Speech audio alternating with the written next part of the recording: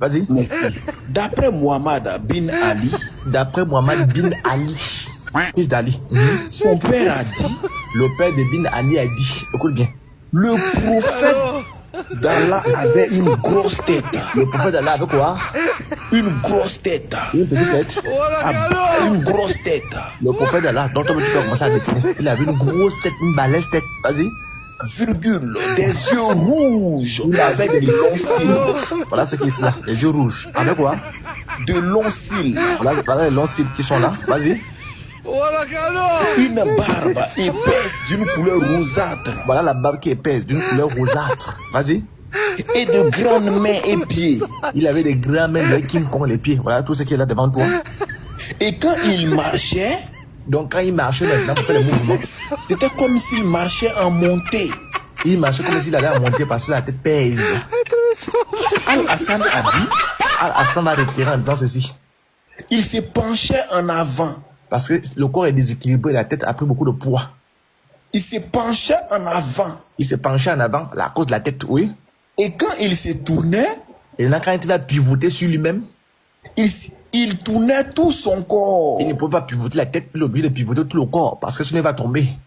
Merci beaucoup. Maintenant, en ce qui concerne la cicatrice qui est sur la tête, La cicatrice aussi, oui. Mishkat al-Masabit, 7849, 5849, j'espère que tu prends note. Vas-y. Anas a dit, Tu as entendu? C'est pas l'apôtre qui a dit. Anas va dire ceci.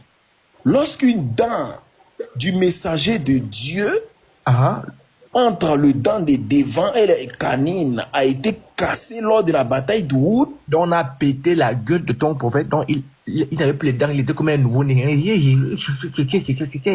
Continue. et qu'une coupure a été faite dans sa tête, Donc on l'a fendu la tête comme si on fendait le bois.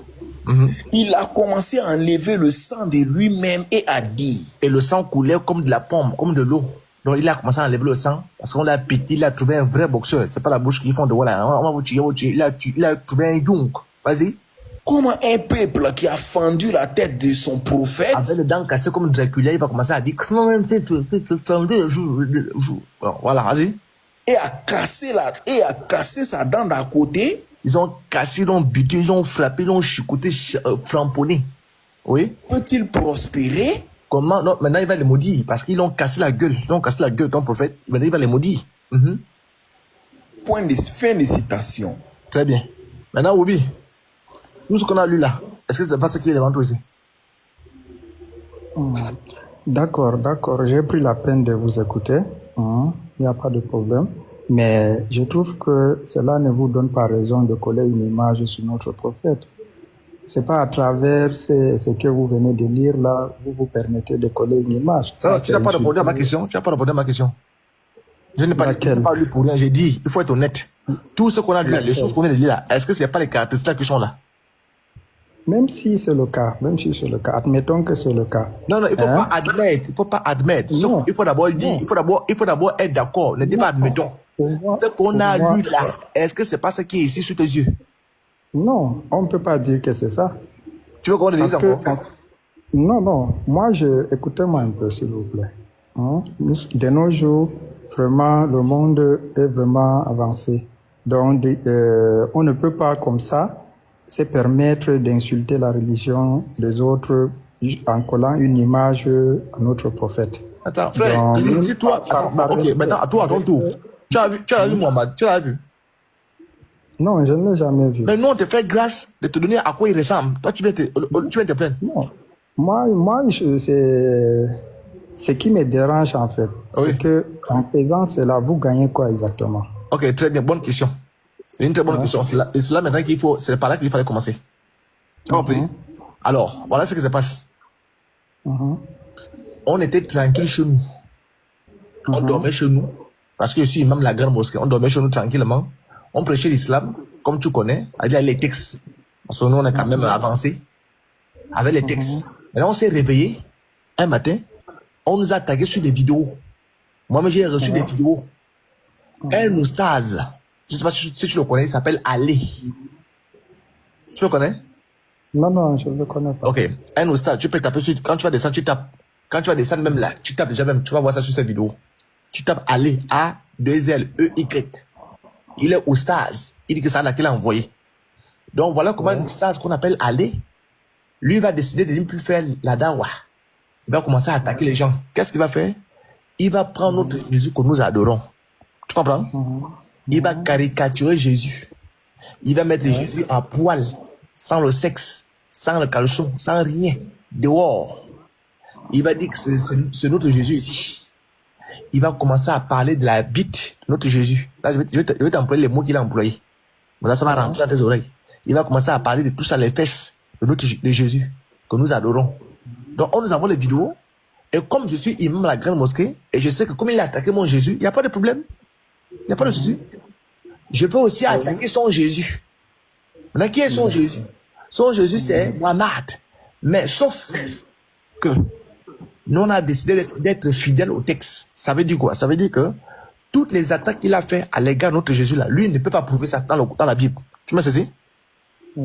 Mais nous, on peut prouver, comme on l'a fait toi, la grosse tête là. On a prouvé tout. Donc, nous, on a pris vos textes. On a pris vos textes. Attends, je finis. On a pris vos textes pour répondre à ce voyou des musulmans qui s'attaquent à nous. Mousnad Ahmad, 796. Bon, attends, on va lire ça. Donc, vous pouvez m'écouter. Non, laisse-moi finir. Il faut d'abord laisser finir.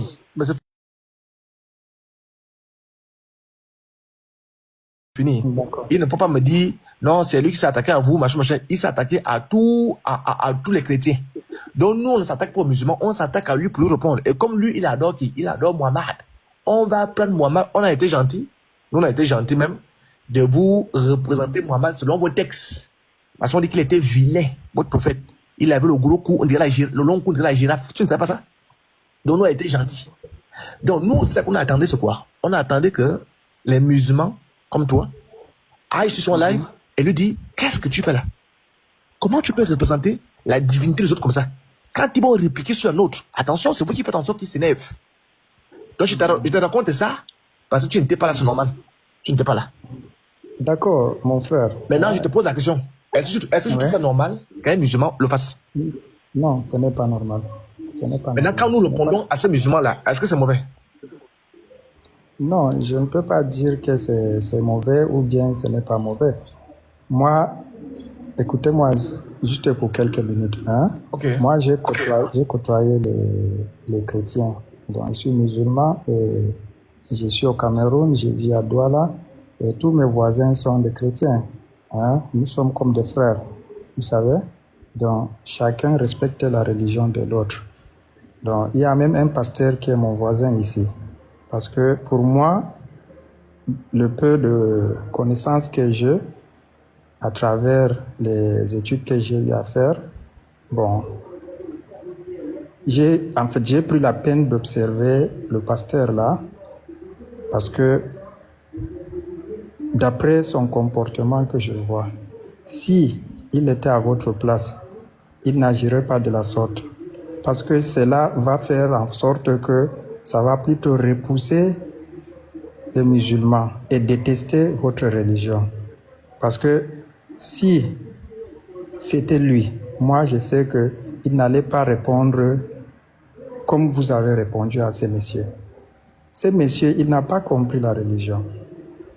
C'est ça le problème. Si il n'a pas compris la religion, votre travail c'est quoi? C'est de lui faire comprendre que votre religion, ce n'est pas comme ça. Si quelqu'un vous attaque, ce n'est pas que vous aussi vous attaquez à la personne. Montrez-lui le bon exemple, les bonnes manières, hein, le bon comportement. Cela va l'attirer vers vous. Pour moi, si c'était le pasteur là, il allait peut-être essayer de discuter avec ces messieurs et lui faire comprendre que votre religion n'est pas comme ça. Ce n'est pas les insultes. Ce n'est pas que quand on vous insulte, vous aussi vous répondez par les insultes. Ce n'est pas comme ça.